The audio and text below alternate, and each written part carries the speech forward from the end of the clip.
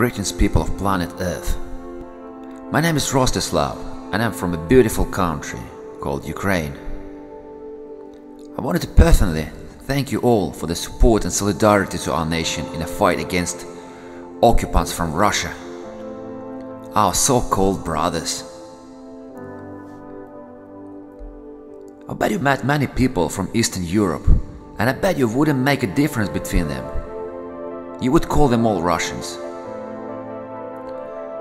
Until certain events that took place in Ukraine during past 4 years, we used to believe that we were the same people, like brothers, who would always had each other's back.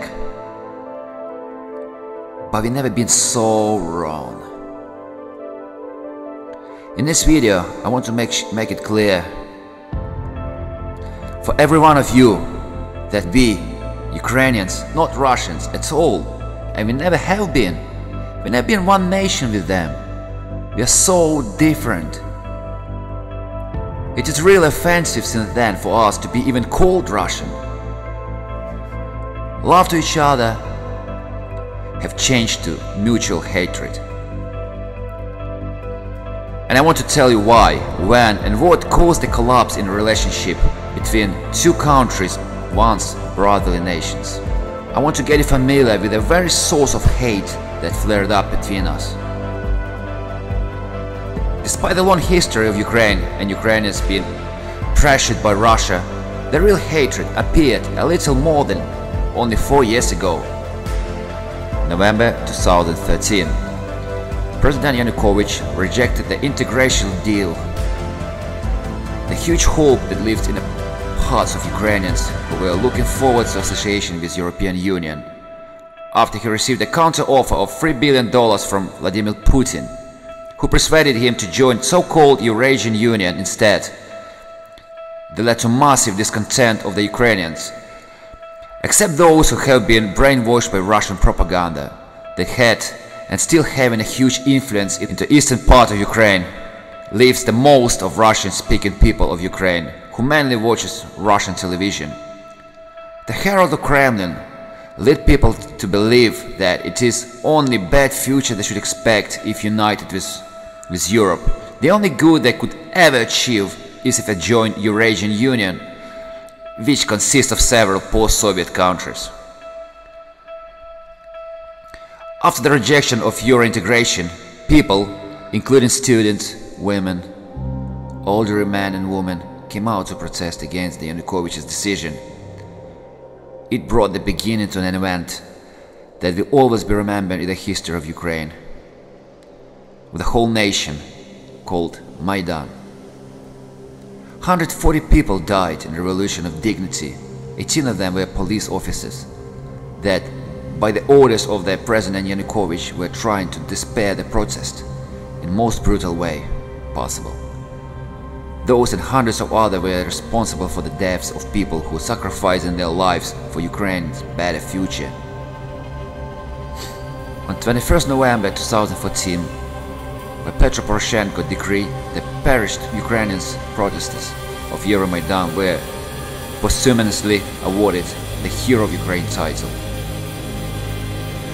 During these 3 months of protests, Russian media propaganda was doing everything in their power to discredit the revolution, make it look like Ukrainians have lost their mind, that everything was organized by the State Department of the United States of America, that activists of Maidan are just prepaid people by Western enemies of Russia.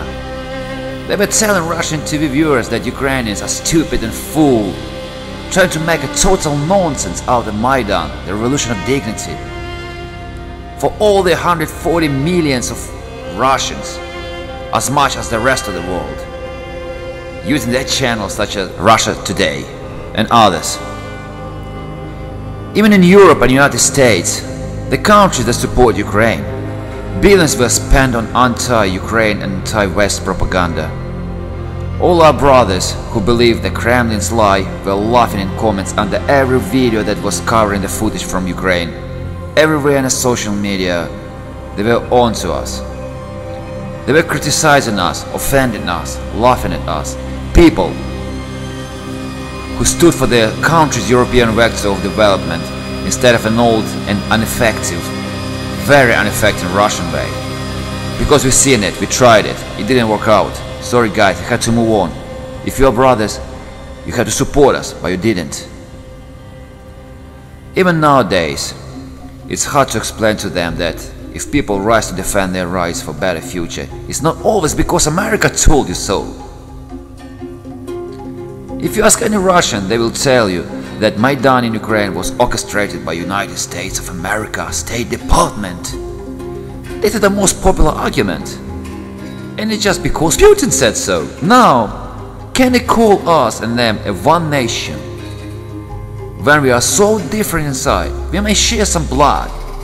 Because many people have been deported to Russia during Holodomor, Stalin's repressions. Also, many people came to Eastern Ukraine from Russia as well. So genetically, we do have very much in common. But the real difference between Ukrainian and Russians lies in mentality. Ukrainian is a free man who is ready to fight for his rights. Russian is an opposite, obedient to their helmsman, easy to rule, serve, who will be barely surviving but still will stay loyal to his Tsar, the king, the Putin. The annexation of Crimea is the most dishonorable way to once again reveal the face, the real face of Russia to Ukraine and to the rest of the world as well. Armed people in green, without any identifications, blocked the military bases and the government buildings. They were calling themselves local resistance force. Even President Putin didn't have guts to admit that they were Russian special forces, so-called Spetsnaz. That's right. That were used in a soil on other sovereign country. He sent his people to the foreign country. And obviously all our so-called brothers believe that Huilo says every single word he says, they believe him. Despite Ukrainians tried to tell them the truth, yeah, they will listen to him. Even when Putin told the whole story to the world in the film called Crimea Way Home, about the international crime he committed, really this film was about. It proves that there was not a single thing legal about referendum that took place in Crimea in March 2014. Absolutely, they still supported him, they still were saying Crimea is ours, that's it. That's all that matters, they don't care. And after that, they do have guts to call us brothers. I mean, it is disgusting to be called brother by Russians after events like that. I think you will understand me. Following the annexation of Crimea, there was a long line of separatism acts across the whole southeast part of Ukraine, which caused Russian propaganda. Only it, nothing else. Putin was always tolerant to Ukraine, as he had power to control it. Is Yanukovych gone? He lost control. He will never get it back. We know we won't let it happen. Too many died for it. We're not what we used to be. We built a great army from scratch. We put up a great fight against the invaders. We will win. Because the truth is on our side. Because we're fighting for our fatherland.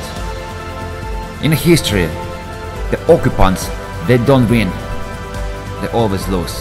They're always being gone and always being embarrassed. You try to take Kharkov, you try to take Dnipro, you try to take Zaporozhye. Yours has been kicked, and it will kick you from Donbass as well. In Russia, people like I heard, they let their government to do whatever he wants and support it in every way. They support them in killing 12,000 Ukrainians in Donbass, destroying the infrastructure, causing millions of people flee their homes, thousands of dead civilians in Syria, selling weapons to terrorists, pushing country to the deep hole from where return won't be easy. And you, people of Russia, brothers, allowing them to do it because you're cowards, You're not even thinking of the future of your own children, because you're either so scared of what you've done, so you are too suckless to admit it, or just really dumb to understand it. Which one are you, brother?